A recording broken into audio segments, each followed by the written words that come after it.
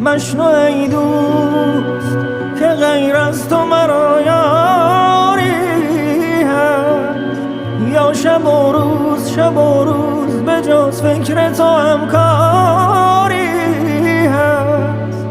به کمند سر زلفت نه من افتادم و بس، که بر حلقه مویت گرفتاری هست.